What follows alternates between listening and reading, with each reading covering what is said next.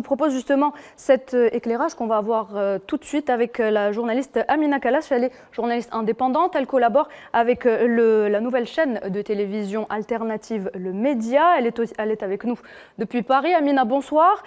Merci d'avoir accepté de participer à la grande émission. Alors, vous êtes journaliste franco-algérienne de confession musulmane et comme beaucoup, vous faites face à une stigmatisation en France. Pensez-vous justement que les médias encouragent cette stigmatisation et en d'autres termes l'islamophobie, Amina?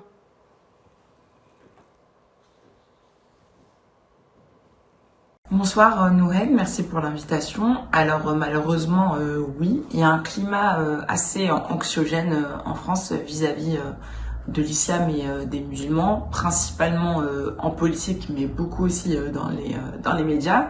Il y a beaucoup de médias, les principaux médias mainstream, les mass médias, qui jouent justement le jeu de la division et que beaucoup de Français regrettent. Ce n'est pas le reflet de ce que pensent majoritairement les Français, mais il y a certains médias, je ne citerai pas les chaînes, mais on les a tous en tête, qui jouent justement ce jeu de la division, ce jeu de l'islamophobie. On s'en est rendu compte à plusieurs reprises sur le traitement médiatique de plusieurs sujets, par exemple la guerre en Palestine, ou encore dernièrement avec le jeune Mourad, ce jardinier de 29 ans, qui a été entaillé au cutter avec une plaie de 15 cm. Donc ça s'appelle un homicide volontaire, mais l'affaire n'a pas été qualifiée en tant que telle, et le vieillard de 70 ans qui a agi comme ça en est ressorti justement. Donc là, on se rend compte que c'est un peu on va dire un traitement médiatique deux poids deux mesures. Amina, le débat autour de la laïcité occupe une place importante dans la politique française, on en parlait à l'instant. Pourtant, cette laïcité n'est pas appliquée lorsqu'il s'agit des musulmans.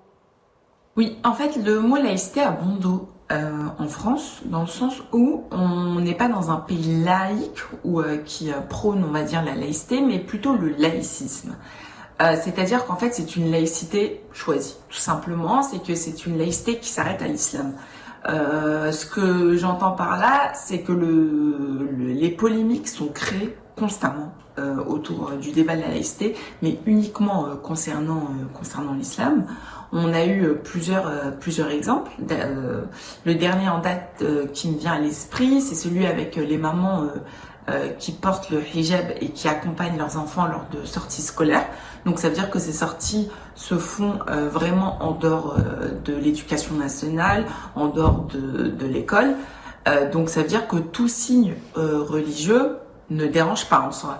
Donc on a voulu interdire à ces mamans, donc à ces accompagnatrices qui sont, on va pas se mentir aussi, majoritairement des mamans issues de la communauté maghrébine, qui du coup sont très présentes dans l'éducation de leur enfant. On a voulu leur interdire de porter le hijab dans la rue, qui en soi va à l'encontre justement de la laïcité, qui est grosso modo, je vais vulgariser, le fait de pouvoir pratiquer son culte dans un espace sans gêner pour autant, on va dire, les autres communautés. Donc on sait pertinemment que c'est interdit dans l'espace, on va dire, étatique, donc à l'école, dans certaines entreprises, même si on le voit très bien que dans certaines entreprises étrangères, il y a plusieurs jeunes filles étudiantes qui arrivent à trouver du boulot parce qu'on leur autorise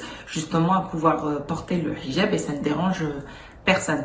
Donc on va dire que c'est plutôt le voile lié à l'islam qui dérange, parce que par exemple quand c'est les communautés chrétiennes ou les communautés juives, là il ne dérange pas. Donc ça nous montre encore une fois qu'il y a un réel problème religieux autour de l'islam uniquement, et que du coup la France se dit un pays qui pratique la laïcité. Merci Amina Kalash, merci pour cette intervention. Je rappelle que vous êtes journaliste indépendant et que vous collaborez aussi avec la chaîne de télévision Le Média. Vous étiez en direct avec nous depuis Paris.